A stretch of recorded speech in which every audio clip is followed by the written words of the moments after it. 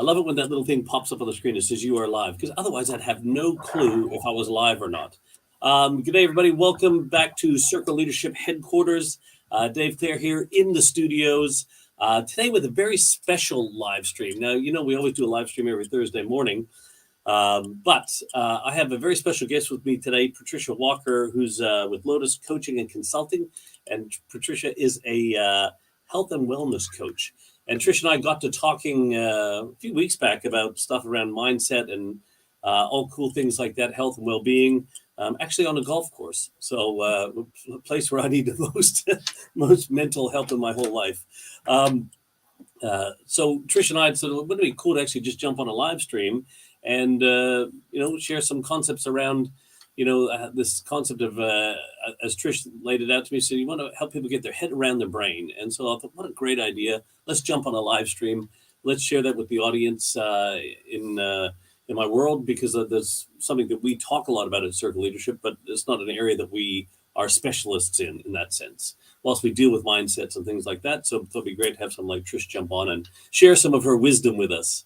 So firstly, welcome, Trish. Thanks for joining us here live. And we're live across all platforms. So Facebook, LinkedIn, Twitter, YouTube, everywhere except for Instagram right now, I think. So Trish, I love the concept of mindset. Actually, I'll ask you the question. You can do a little bit of intro of yourself, but I'll ask you the question first anyway. When I think about mindset, and one of my little clarisms is the problem with the mindset is that it's a mindset. And so when we have this fixed mindset, not like necessarily an open mindset, when your mind is set on something that's really cool, it's very powerful, and then you lock onto something, but then you can lock out everything else. So if you want to just do a brief introduction to yourself and then talk to us about, like this whole changing your mindset. I'd love to get your insights on that. Yeah, of course. So welcome, everyone. My name's Tricia. And as Dave says, I'm a health and wellness coach, but really getting into the side of mindset. So yeah, we have, as Dave says before, you have this mindset, you have this fixed mindset. And if you want to grow and do things, if you have goals and aspirations, this fixed mindset might be stopping you from achieving those goals. So what you really have to master is your growth mindset. So a fixed mindset, it doesn't like challenges, it gives up easily, it doesn't like feedback, where a growth mindset is more open, it likes challenges, it perseveres. So that's the difference between your fixed and your growth mindset. So if you want to grow, you have to start to develop your growth mindset. Yeah, beautiful. But if you want to shift from this fixed mindset to a growth mindset, I think that's like I'm something I would challenge people all the time to do, because they say fixed mindset serves you at a certain time, but then as you want to move forward, you may need to look at that. How do you go? Like, can you actually reprogram the brain? Well, I would call because I appreciate the neuroplasticity of the human mind and all the pathways and stuff. Can you give us some insight into how or what we need to do to reprogram to either go from fixed to open or? Yeah. So like, as you said, we have these neural pathways, and I like to think of them as freeways, lots of freeways. Yeah. And how you actually rewire or retrain your brain is you have to change those pathways. And how you do that is through, and I'm a great believer, and I've been through this, so this is why I'm so passionate about it, is you have to consistently visualize and feel that dream that you want. Okay, so basically what you have to do to rewire your brain is consistently visualize and feel what you want. And what happens if you think of the neural pathways as like a freeway, like roads trying to get built, and if you consistently have construction workers working on that road to join it together, these workers are working every day, and then they eventually join that road together. So it's nice and strong. So that's like your neural pathways. So the more that you consistently visualize and feel that dream or achievement that you want to make, you're going to build these neural pathways and join together. And the good thing is these roads, neural pathways, then join on to docking stations with what they call a neurosynaptic glue. And the good thing about this glue is there's not a lot of it. So these neural pathways stick to that docking station, your new thoughts, your new feelings, and then the old thoughts, as in, oh, I can't do that, I'm not good enough, I'll never achieve that, they start to come off that docking station. So the more you put that thoughts and feelings into it, you're going to build those neural pathways. So that's basically rewiring your brain. And it's scientifically proven that you can do it. But the key thing is you have to be consistent. Okay, so yeah, there's a lot of, it's been around for years. Like, so obviously visualizing affirmations and stuff like that. But I love what you're talking about there. One of the things that certainly, even for me, when I do my own mantra in the morning and visualization and things like that, it's really important to get yourself in the right emotional state for it, right? So someone's joined in there, so hang on. Lisa's watching. Hey, Lisa, thanks for tuning in. The sense of I'm a firm believer that I learned a technique a long time ago. Let me rephrase it. Called flick back and flick up. So you can go back to the most amazing time in your life, whatever, when you felt the best, or you felt your strongest, or you felt whatever you wanted to feel, and you can just remember being back in that, the sounds, the people around you, the places, and then all of a sudden your whole physical being can shift, because your mind does not know the difference between what's real or perceived. That's right. correct. So it could be like, so when you have those dreams that are just so vivid, you wake up, you don't know where you are. And so for me, I look at that, Trish, and go, yeah, like, so imagine if you can bring that into the more powerful your visualization, and that you sit there and see yourself being, doing, or having the things that you are and how you feel about it and everything like that. If you can get yourself, if you know how you'd like to feel, go back to a time when you did feel like that, add that to that, then visualize it. And then obviously the art of affirmation, because a lot of people think affirmation is standing in front of a mirror and going, I'm wonderful, everyone loves me, I think I'm great, where it's actually just, I have affirmations for all areas of my life. So I go, here's how I want it to be, here's what it looks like in those things, and I read it in this positive first person present tense with emotion and feeling, and I read and write that every day. Yeah, and that's correct. You have to have it in the present tense, so you're actually living that moment right now. Yeah. So when I do a visualization meditation, and I swear by, it's from my sort of a mentor, Ray Behan. It's called Light Up Your Day meditation, and it's a very powerful one. And I do it all the time to visualize my dream. And I've visualized all this, and so it's quite exciting. And I honestly, that's why I'm so passionate about it, as I said before, is because I know it works, but you have to do it consistently.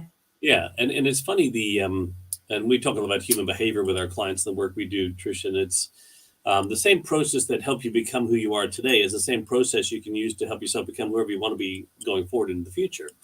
Problem is, you need, when you're a younger person growing up, it's more by default and circumstance, so it's happening to you, but you can use the same process to make it happen for you.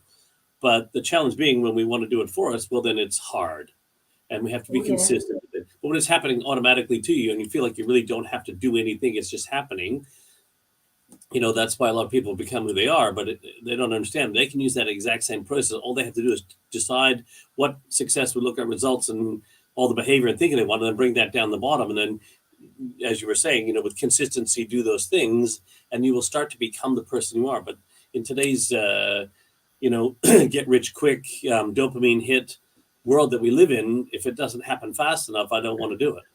Yeah, and that's get to be who you are in one simple little hit, right? So this whole reprogramming or rebuilding your brain and the neural pathways. I mean, you can just look at here in Perth. How long has the Mitchell Freeway reconstruction been going on, right? So, and the same thing. So we talk about rebuilding the roads for the way information flows in your brain. I think that's probably one of the biggest challenges for people is that part there. It's everybody wants it, but are you willing to do the work and do the construction, do the building, and do that sort of stuff to get there? That's what I say. Sorry, Dave, but just to You're right. say that you've had this thinking for so long, this way of thinking for so long, it's not going to change overnight. No. So just like you say, that's when the growth mindset comes in. You have to persevere. So you've been this way for 10 years. One visualization and one feeling is not going to change it. It has to be consistent. Yeah, absolutely. That's where one of the things that I learned years ago is that spaced repetition is the mother of all skill.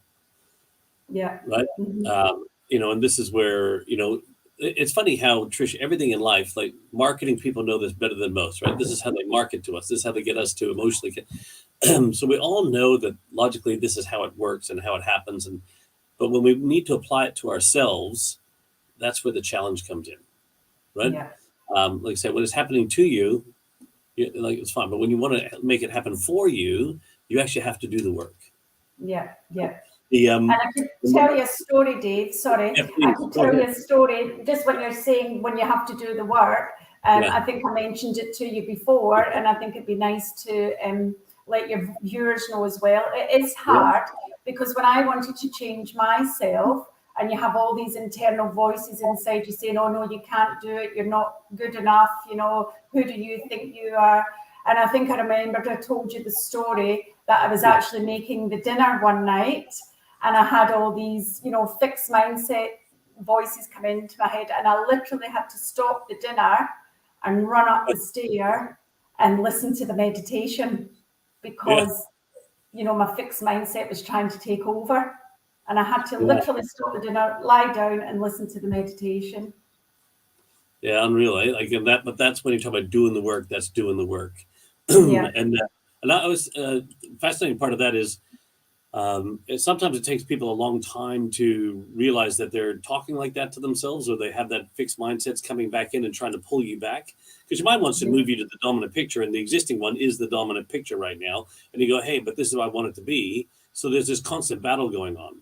And if you don't pay attention, the dominant one will always win, right? So as soon as what I say is, all you need to do is look at how is each time that you notice it, is that gap getting smaller and smaller, that you're like, oh crap, what am I thinking right now? I was supposed to be thinking that. And when you identify it and then you go race and get on your meditation and do whatever you need to do, don't beat yourself up for the fact that you had that thought. It's just reward yourself every time the gap gets smaller and smaller between when you identify, like even now, I'll still have a thought that'll pop in like, oh, why am I thinking like that? Like, where'd that come from? And stop immediately, right? So the gap is really short now. But and sometimes you may not ever remove it, but it's me, as soon as I notice it, like that's what I'm more excited about, is I pick myself up on it straight away. Yeah, right? and that's good.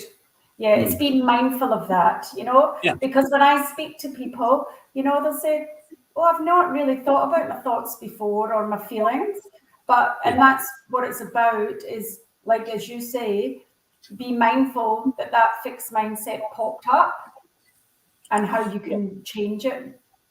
Isn't it the irony? I haven't thought about my thoughts.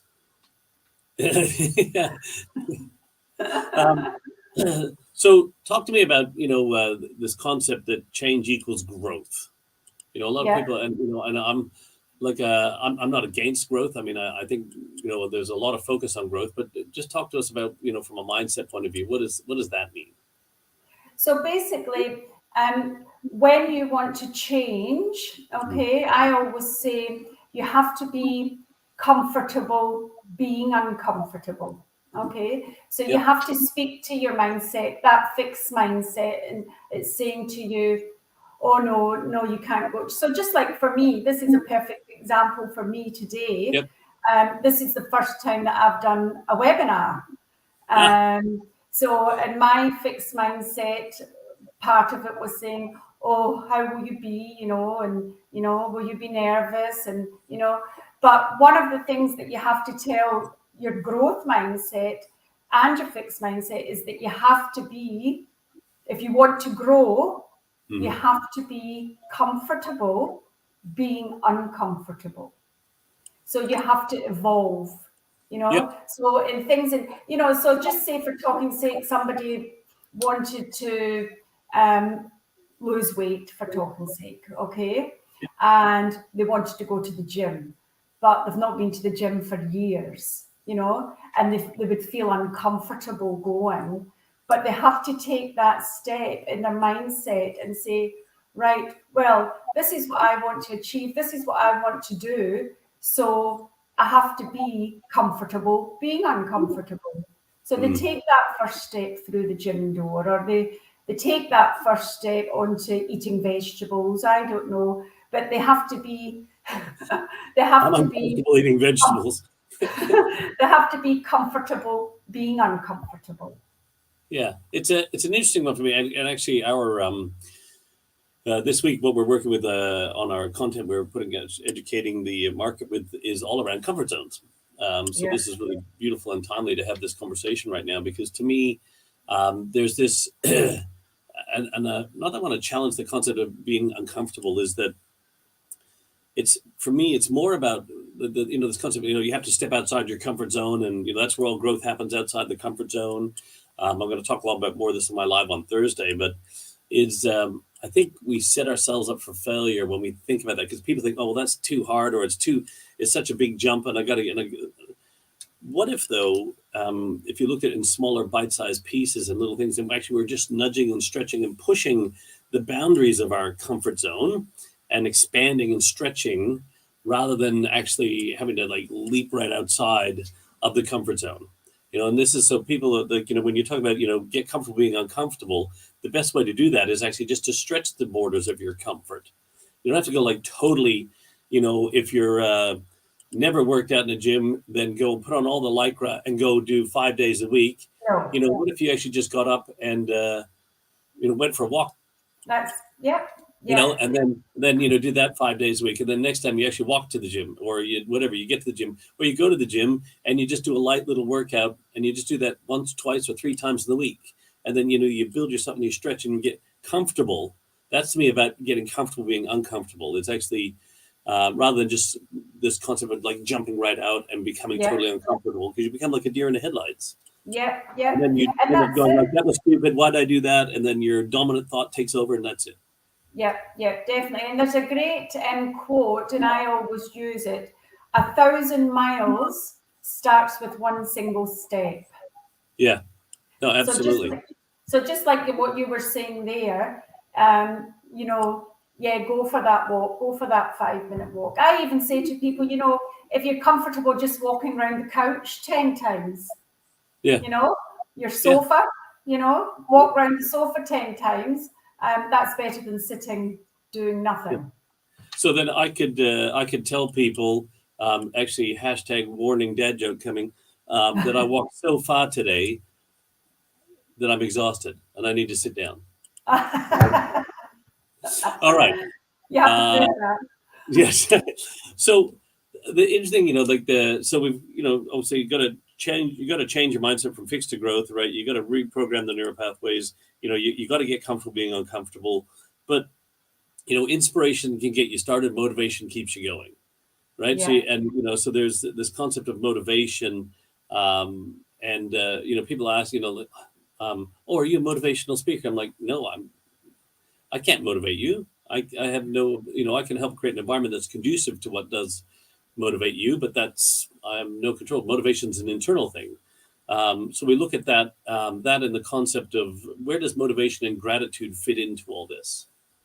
Yeah, so motivation is a funny thing, because motivation, if you think about it, normally comes after action.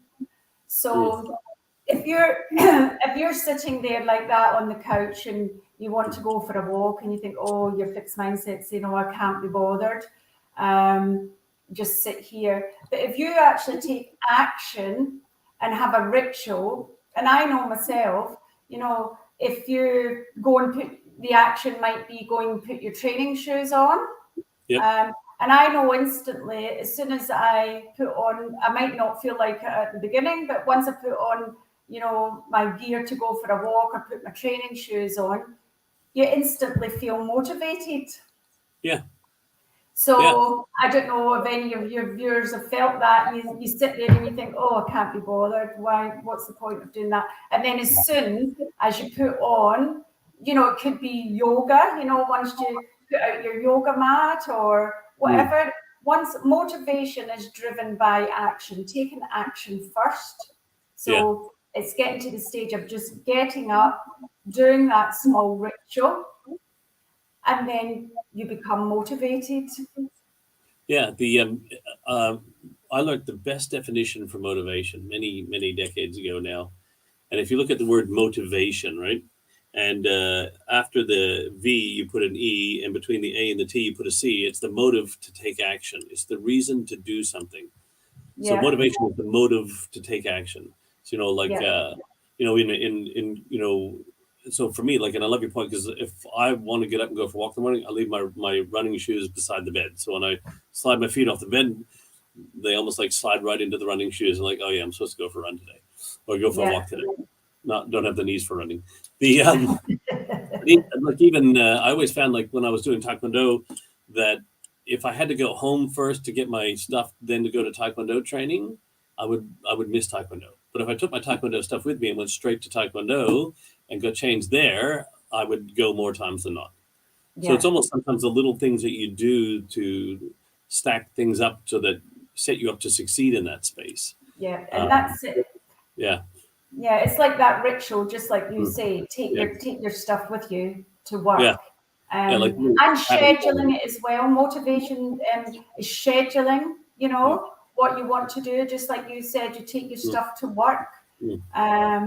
So you're more likely to do it as well if you schedule it in. Yeah, absolutely. Anything, these little habit stacking things you can do that increase your chances of doing the thing you want. Where does gratitude then fit into all that? So gratitude is a conscious positive emotion. So if you're grateful for little things in your life, so even if it's just a smile from someone in the shop, or coffee. I was just going to say that, or my gratitude is my ritual in the morning. I love to sit on my balcony and have a coffee. So I'm grateful for that. But if you are grateful for little things in your life, and people go through every day and not actually look for the things that they're grateful for in their life. So as I say, even just that simple thing of even giving someone a smile or receiving a smile, actually stopping and thinking about how nice that is. And that obviously releases, your dopamine and things like that, and gives you, a happier feeling.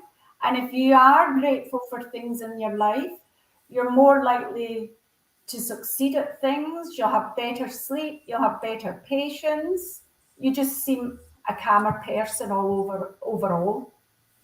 Yeah, I think that gratitude is either highly misunderstood or highly underrated. I'm not sure, maybe both, because it's those people aren't grateful. They should be grateful for this. They should be grateful for that, or that they don't show any gratitude.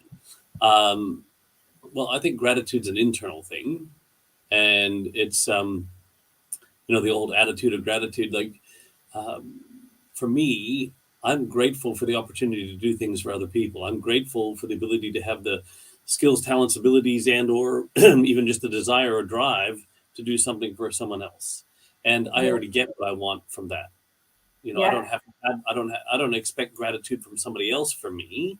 I create my own gratitude, my own sense of gratitude. So I don't need my gratitude bucket to be filled up by anybody else. Yeah, no.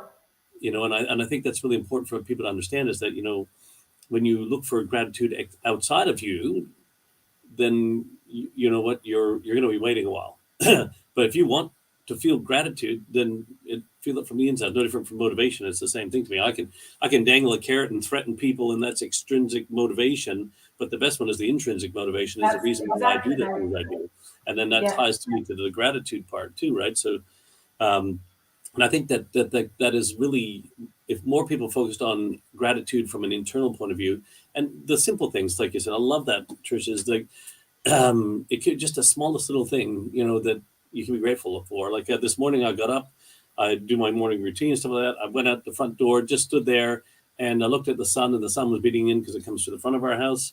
And I just stood there and was just grateful for the sun to be shining on my face. And I just stood there for like 2 minutes, and that's kind of part of my recharging my batteries because I love the sun. And and I was just grateful for that moment. And I fired me up because I knew I was going to have this great call with you today, and I thought, well, and I just thought I'm just going to be grateful for the fact that we have the sun shining, and where some people don't.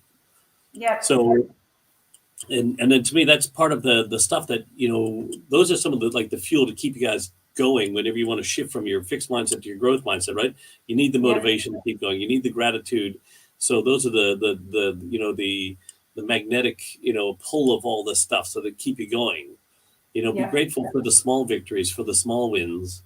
Yep, definitely. Because so many people go through life, we live in this society now that it's busy, busy, busy, busy. We've got to get this done, this, fast acting life.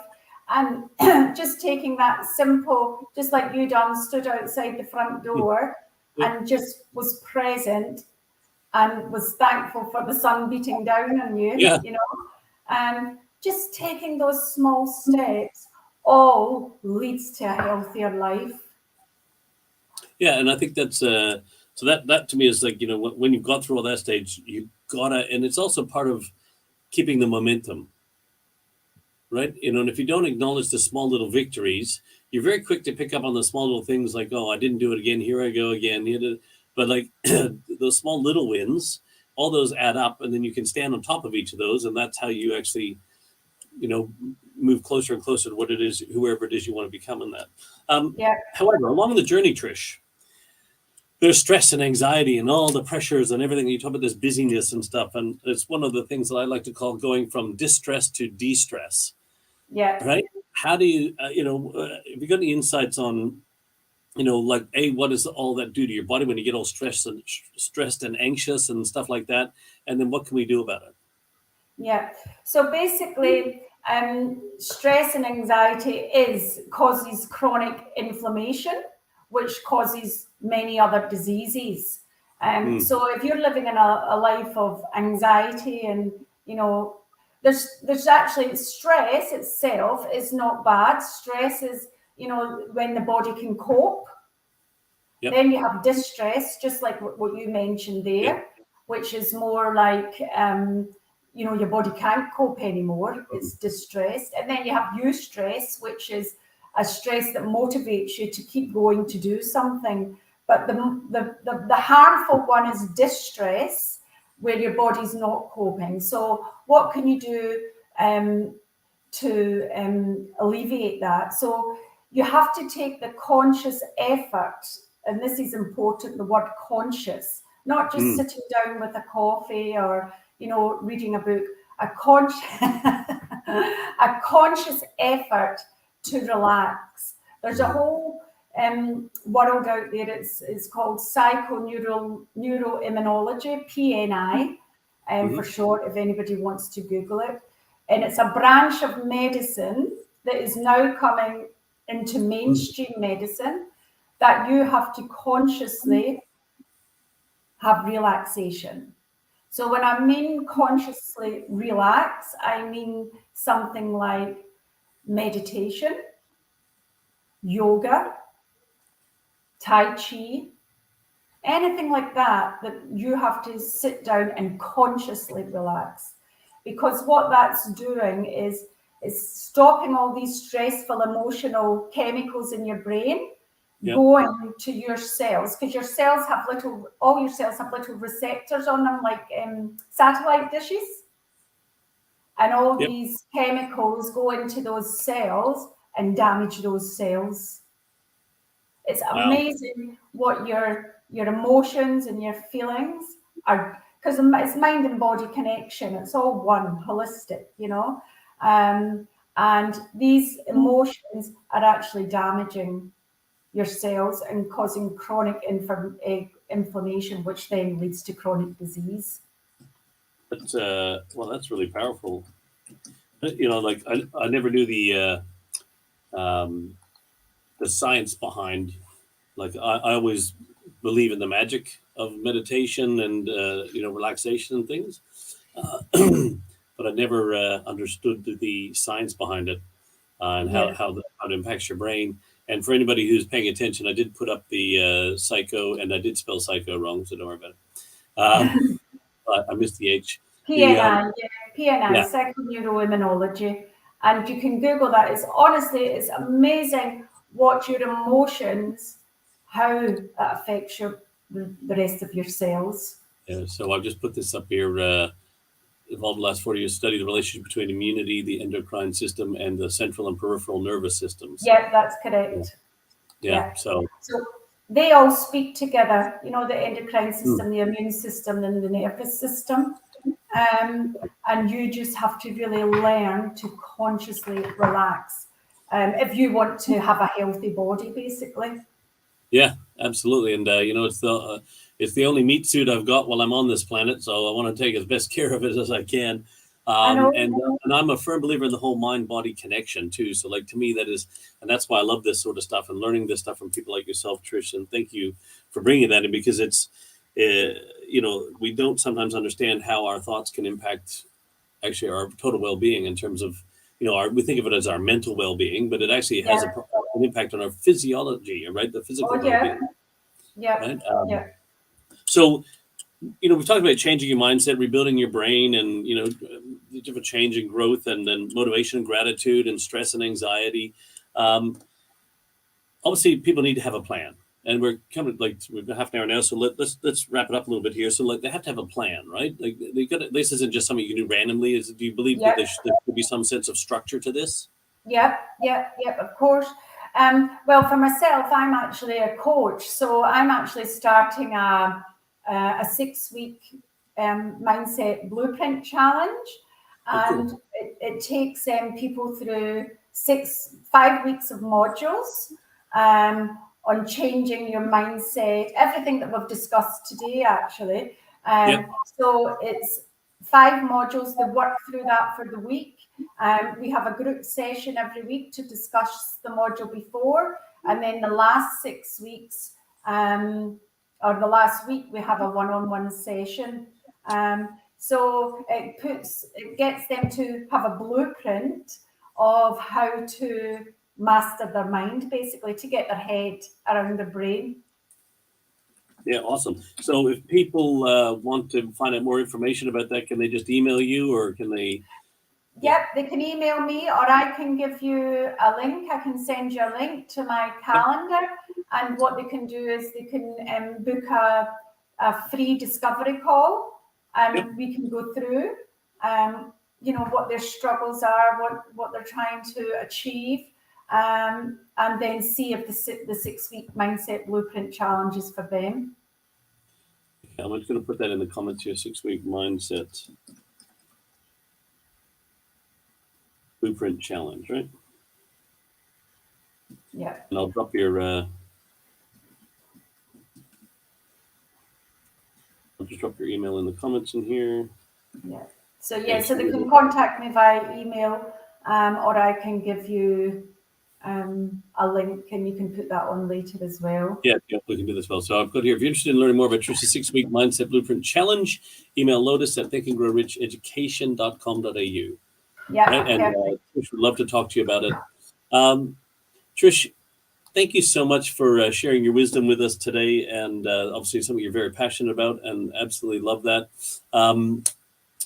Is there anything, last comment, thought you'd like to leave with anybody just around this whole concept? Yes, well, I've spoke to Ray Behan, who I've faithfully listened to his Light Up Your Day meditation. For years now. That's the one I run up the stairs and listen to. And he's very kindly given me a link for your viewers to have that free of charge. All right. So if they want to start feeling and visualizing, what they want to achieve in their life, then I would highly recommend listening to that meditation. And I can send a link to you for that as well, Dave. Yeah, please do. So we'll put the link to that and the link to your calendar in the comments later on today. So thank you for sharing that. Yeah, I wouldn't mind listening to it myself. So get your head around your brain and get yourself flying high again. Actually rhymes too, which is kind of cool. Thank you so much, Trish, for sharing, like I said before, your wisdom and experience with us. Really, it's been an absolute treat to have you on a live stream with us here and share this with everybody, because I think this is, let's say, this is one of the most important things that is starting to get a lot more time and airplay, if you wish now, or more attention, which you should have always had, because this is what I call the magic in science to anything you want to do. Anyone out there from a business point of view, it's always here, right? Everything starts here. Every great business on the world today started in here. Every great leader started in here. Anything you want to accomplish or become in your life starts in here. You need to learn how to use this thing. We learn how to use all the other tools and platforms and things like that, but when it comes to using this to what it's most powerful and capable of, we tend to allow it just to run by default and circumstance rather than by design. You have to continue. You have to take control back. 100%, and that's a great way to think of it. So if you want to take control back of your brain and get your head around it, please reach out to Trish. She'll have a great chat with you, and you might be interested in her 6-week mindset blueprint challenge, and definitely a free meditation. Trish, thank you so much. Look forward to catching up with you on the golf course again. And I'm always on my best behavior. I love having you around, because then I was like, okay, Trish is here. So you have to listen to your self-talk. Yes. Yeah, it's getting better and better every day. All right. Thank you very much, Trish. Take care. Thank you. Bye-bye. Bye, everyone. Bye-bye.